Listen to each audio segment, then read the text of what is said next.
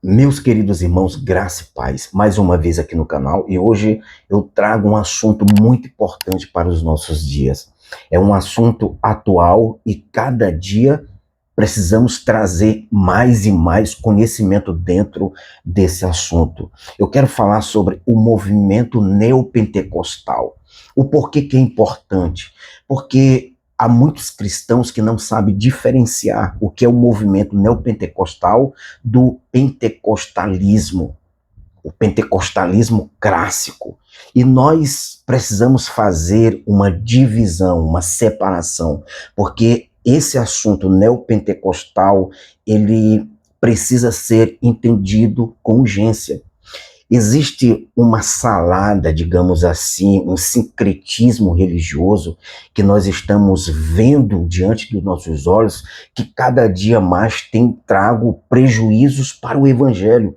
E às vezes muitas igrejas de nome como Assembleia de Deus, que é uma igreja tradicional, uma igreja com mais tempo, com mais antiga, muitas vezes algumas outras denominações acham e nos dizem que nós somos neopentecostais. E nós precisamos entender que esse movimento, ele é um movimento novo, que ele surgiu com alguns princípios dos quais nós, cristãos, temos que entender. Por quê? Porque nós também não podemos fugir de uma realidade que a igreja de Atos dos Apóstolos, ela é a igreja modelo, é a igreja base.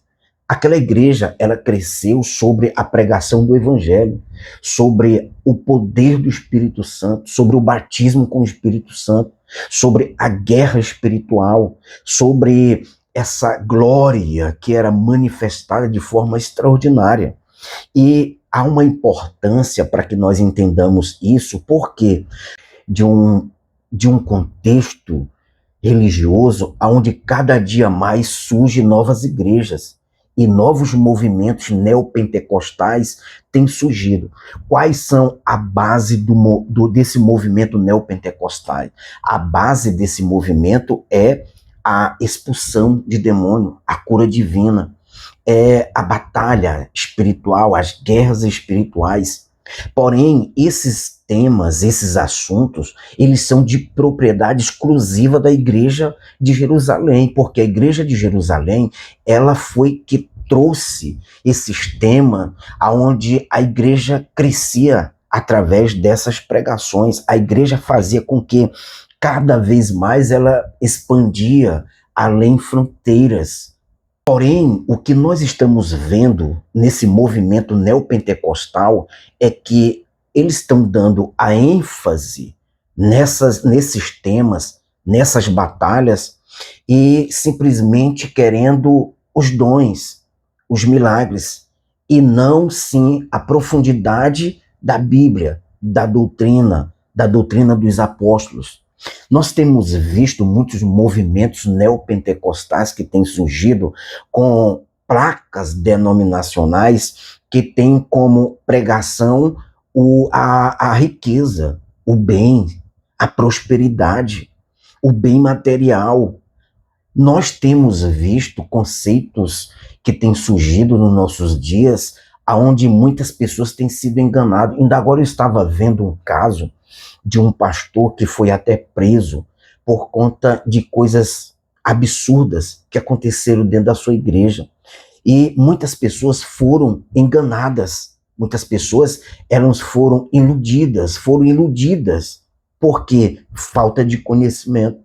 Aqui está o objetivo desse vídeo. O objetivo desse vídeo é fazer com que nós venhamos a refletir, porque existem propriedades aqui que pertencem a nós, como igreja base, como igreja que pregamos a Cristo, que pregamos um evangelho de poder, de restauração, de graça, de virtude.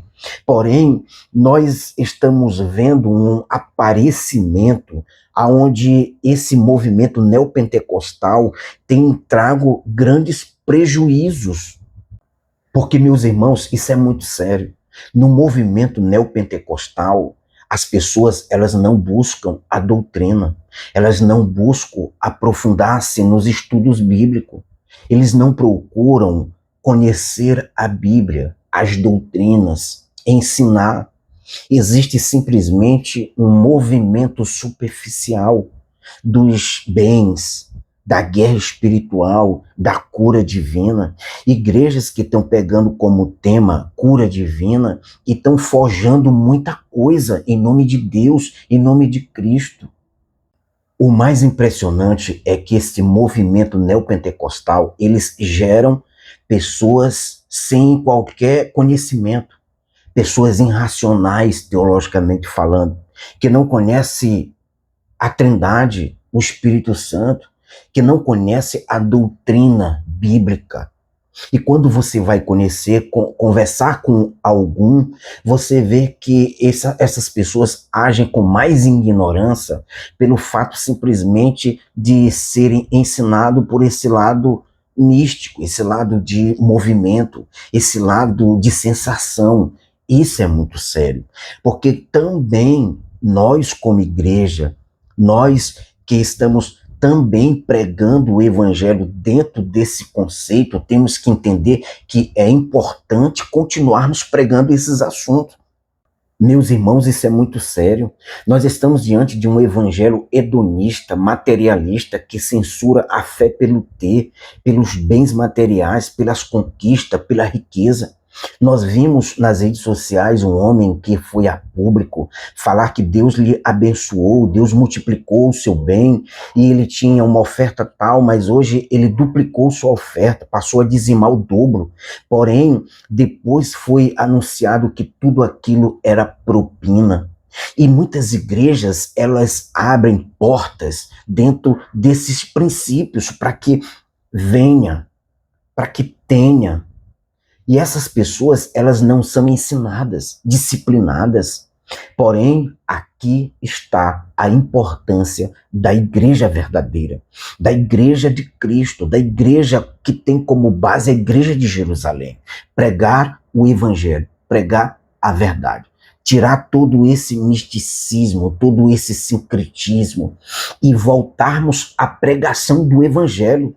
Essas marcas, a marca da pregação da cura divina, do batismo com o Espírito Santo, do poder do Espírito Santo, ela pertence à igreja de Jerusalém. A Assembleia de Deus, ela surgiu lá atrás, em 1910, mas a igreja cresceu pregando. A identidade da igreja era essa, era a pregação poderosa do evangelho. Porém, com esse crescimento e com essas teologias que tem surgido, isso tem trazido de forma que a igreja ela tem parado de pregar sobre esses assuntos. Passamos a meditar, a estudar mais, a ensinar assuntos, a ensinar doutrinas e deixamos, muitas igrejas não pregam mais sobre cura divina. Porém, essa marca é da igreja de Cristo, é da igreja verdadeira que prega o poder do evangelho.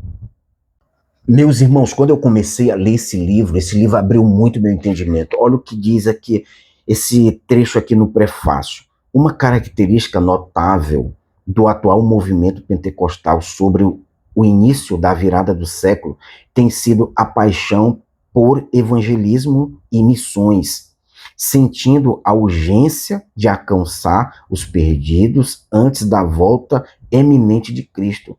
Os crentes batizados com o Espírito Santo espalharam-se para lugares remotos, levando o evangelho. Esses pioneiros, na maioria das vezes, sem preparo acadêmico, adequando-se a recursos materiais, estabeleciam regularmente fortes igrejas racionais. Olha só, o mais interessante é que a igreja de Atos, era uma igreja que ela crescia com essa pregação poderosa do evangelho. Porém, havia um cuidado, havia uma iluminação muito profunda daqueles que estavam pregando na frente, ensinando. Por quê? Porque devemos continuar pregando esses temas. Esses temas pertencem à igreja de Atos, à igreja de Jerusalém, à igreja verdadeira, à igreja eleita, a igreja salva. Porém, temos que buscar aqui conhecimento para que nós venhamos a pregar um evangelho onde as pessoas serão alcançadas, transformadas, onde a igreja ela vai crescer além fronteiras. Por quê? Porque essa é a marca da igreja. Meus irmãos, nós estamos diante de um tempo onde muita coisa está mudando muito rápido. Você quer ver um exemplo disso? A Igreja Assembleia de Deus, ela abriu a porta para a teologia calvinista. Alguns teólogos reformados estão pregando no púlpito das assembleias, nada contra. Até porque eu tenho muito livro, alguns livros, poucos livros desses escritores, né? Eu tenho muitos livros calvinistas, sim, mas porém nós temos que saber filtrar alguns assuntos, porque essa teologia reformada, ela quebra alguns destes princípios, alguns destas bases. Você vê no discurso de alguns deles que eles não creem, não acreditam em milagres. Nada contra, meus irmãos. A Igreja de Cristo, a Igreja de Jerusalém, ela cresceu pregando esses temas.